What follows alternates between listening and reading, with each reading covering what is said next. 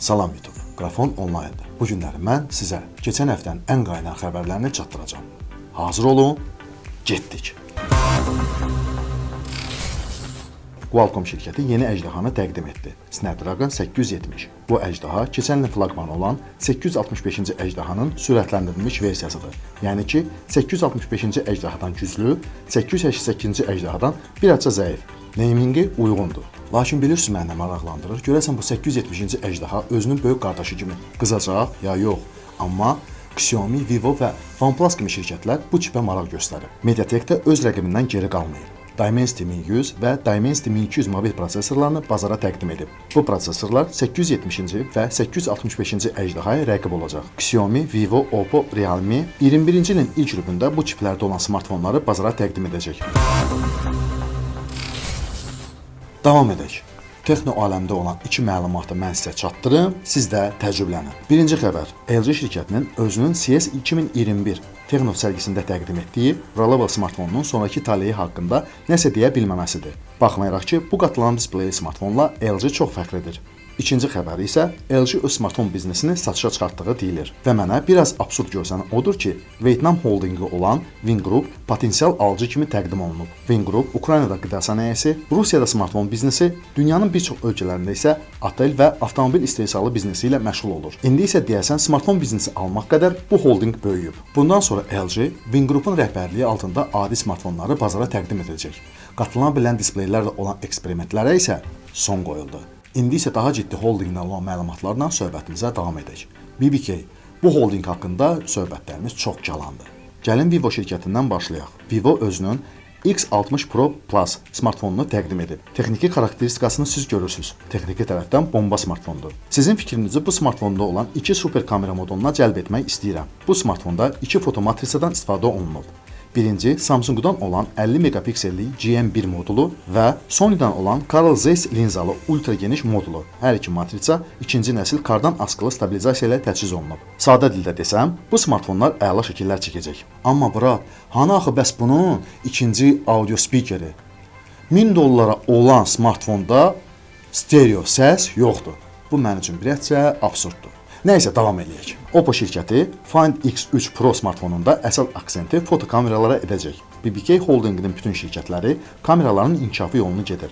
Bu il üçün OnePlus kameraların inkişafı üçün çoxlu pullar xərcləyəcək. Oppo və OnePlus şirkətinin dostluğu hələ çoxdan başlayıb və indi də davam edir. Yaxın günlərdə bu şirkətlərin tədqiqat mərkəzləri birləşdirilib. Sadə dildə deyim, siz də başa düşün bu nə deməkdir. Yaxın günlərdə biz kameraları super olan smartfonları ala biləcəyik. Yəni bizim üçün əlçatan olacaq. OnePlus-ın ağıllı saatları Hindistanda sertifikasiyadan keçib. Deməli bu saatların təqdimatı yaxın günlərdə olacaq. Güman edirəm ki, OnePlus-da hər şey əla olacaq. Ən azından Google onlara bu işdə kömək edir. Birdən OnePlus zibil çıxartsa, bu konkret trash olacaq. BBK-nin daha bir şirkəti olan Realme-nin ağıllı saatları işıq üzü görəcək. Realme Watch 2. OnePlus-dan fərqli olaraq Realme-nin uğuruna yumşaq desəm inanmıram. Smartfon bazarında isə Realme inamla qabağa gedir. Bu şirkətin X hərfi ilə reklam tizeri var idi. Mən əvvəl bu məlumatı oxuyanda bu hərfin nə olduğunu bilmirdim. Elə düşünürdüm ki, Realme-nin qatılan smartfonlarıdır. Amma yox, X hərfi arxasında sən demə, iki smartfon gizlənib. Bu X9 və X9 Pro smartfonlarıdır. Realme-nin baş direktoru kiçik versiyalı smartfonların qalınlığına diqqət cəlb etməyə çalışıb. Onun dediyinə görə bu smartfonlar 6 plastik kart qalınlığında olacaq. Bu nə ölçü vahididir bilmirəm. Yaxşı ki, bu insan ölçünü düyü qalınlığı ilə aparmayıb. Deyəsən Çində adi xəttkeş ölçüləri hələ gəlib çıxmayıb. Deyilənlərə görə X9 Pro yeni Dimensity 1200 çipini əldə edəcək. 120 Hz tezlikli OLED displey və 12 GB-lıq yeni LPDDR5 tipli RAM-lardan istifadə olunacaq. Cədvəldə bu smartfonla yanaşı başqa smartfon da var. 888-ci əjdahada olan Realme Race Pro displeyin 160 Hz tezlikdə olması bu cədvəldə görsənir. Bu məlumatlar wow effekti ilə bütün kivlərdə yayıldı. Amma dayanın, tələsməyin. Bu fake-dir. Fake news, yəni yalandır. Dayanın, indi sizə hər şeyi başa salacağam. Dimensity 1200 çipləri yeni LPDDR5 yaddaşını dəstəkləmir. Necə ki, 888-ci əjdaha 4K icazəli displeylərdə 160 Hz tezliyi dəstəkləmir. Deyirəm, bu xırda nüansları yaxşı ki mən bilirəm. Yoxsa mən də başqaları kimi bu məlumatı eşidən kimi özümdən gedərdim. İndi isə gəlin Huawei-dən danışaq. Düzdür, Huawei-dən o qədər də güclü informasiya yoxdur, amma mən deyim, siz qulaq asın. Deyilənlərə görə biz Huawei Mate X2 qatılan smartfonlarını yaxında görə biləcəyik. Ekranda təxmin olunan texniki xarakteristikasını görürsüz. Amma yaddan çıxartmayın. Bu sadəcə olaraq info sızıntıdır. Honor V40. Bax, bu əla məlumatdır. Güya bu smartfonların Huawei ilə heç bir əlaqəsi yoxdur. Bir müddət əvvəl Çində rəsmi olaraq bu smartfon təqdim olundu. Belə baxanda əla smartfondur. Əgər $550 nəzərə almasaq, yəni $550 bu smartfonlar üçün over bahadır. Yəni çox bahadır. Amma bu da məlumdur ki, bu smartfonların qlobal versiyasında nəhayət ki, Google servislər olacaq. Huawei smartfonları üçün darıxanlar, buyurun, sevinə bilərsiniz. Samsung şirkəti nəhayət ki, Note seriyasına son qoymağı qərarına gəlib. Bu barədə Ice Universe öz Twitter səhifəsində bir post yayıb. Samsung bunu hələ anons edilməyən Galaxy Note 20 Fan Edition smartfonlarından sonra edəcək. Bu barədə isə Rosyang öz səhifəsində xəbər verib. Bu da gözlənilən idi. Yəni Fold smartfonlarına stilusu birləşdirirsən və voila! Bundan başqa, Bluetooth CIG səhifəsi yeni versiyalı Galaxy S21-lər haqqında informasiya yayıb. Deyilənlərə görə bu smartfonlarda 5G dəstəyi olmayacaq. Bunu isə Samsung 5G-nin hələ də bir çox ölkələrdə olmaması ilə aydınlaşdırıb. Samsungdan olan başqa məlumatı da sizə çatdırım. Samsung yeni əmtəha nişanını qeydiyyatdan keçirdib. Bu UPC abreviaturasıdır. Under Panel Camera. Yəni ekran altı frontal kamera. Maraqlıdır. Görəsən Samsungun ekran altı kamera texnologiyası digər istehsalçıları ilə nə ilə fərqlənəcək? Bilirsiniz ki, ZTE Accent 20 smartfonlarında ekran altı kamera texnologiyası çox eybəcər təqdim olunub. Xiaomi də bu texnologiya üzərində çox uzun illərdir işləyir.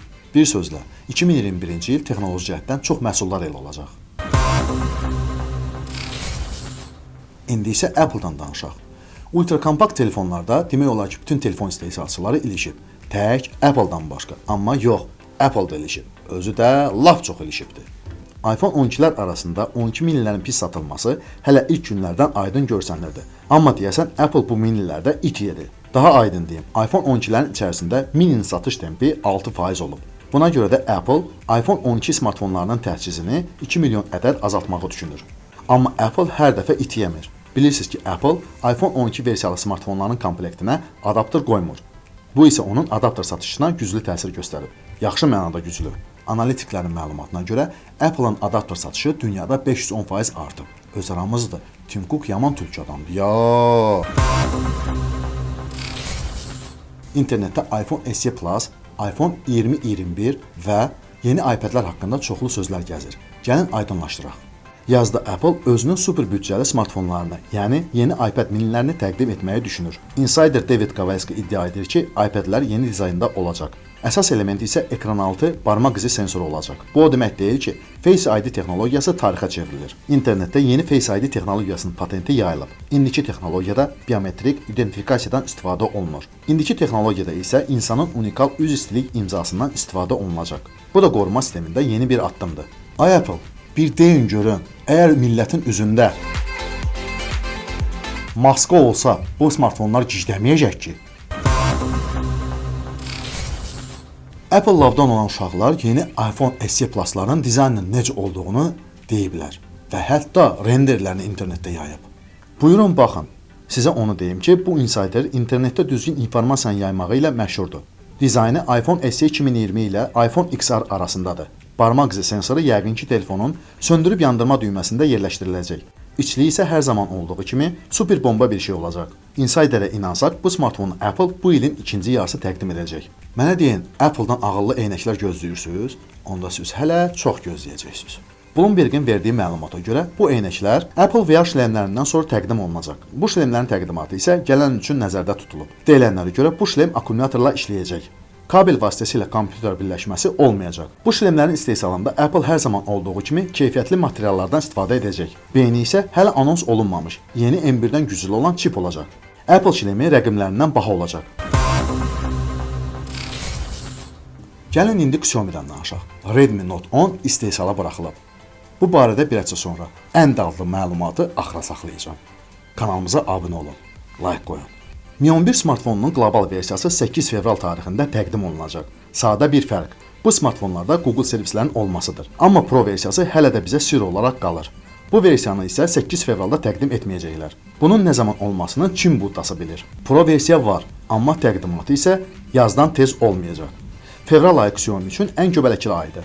Rəsmi teaserdən görünür ki, Redmi Kakır Dimensity 1200 çipində olacaq. O da məlumdur ki, bu şirkətin ən azı 2 smartfonu Qualcomm-un flaqman çiplərindən istifadə edəcək. Yəni ki, bunlar K40 Pro və K40 Pro Zoom Edition olacaq. Bundan başqa bu smartfonlarda bazarda ən kiçik ölçülü frontal kamera dəliyindən istifadə ediləcək. 2,18 mm. Fevral ayında Hindistanda hamının gözlədiyi Note 10 versiyalı smartfonların təqdimatı keçiriləcək. Deyilənlərə görə bu smartfonlar özlərindən əvvəlki versiyalardan çox fərqlənməyəcək. Dizaynı isə Redmi Note 9 5G kimi olacaq.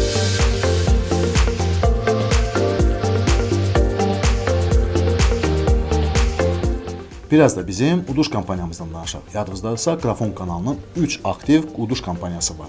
Birinci Redmi Note 9 Pro AirDots, ikinci Apple Watch SE və üçüncü isə iPhone 12 mini.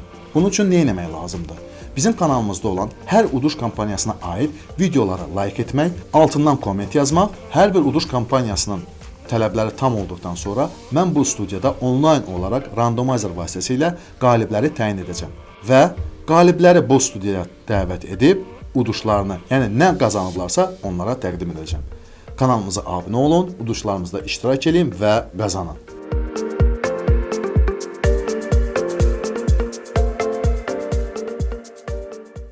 Xəbərlər xoşunuza gəldisə, kanalımıza abunə olun, videonu like edin. Bizim Facebook, Instagram, Telegram və Twitter səhifələrimizə də abunə olmağı unutmayın. YouTube'da olduğumuz üçün sizinlə sağollaşmıram.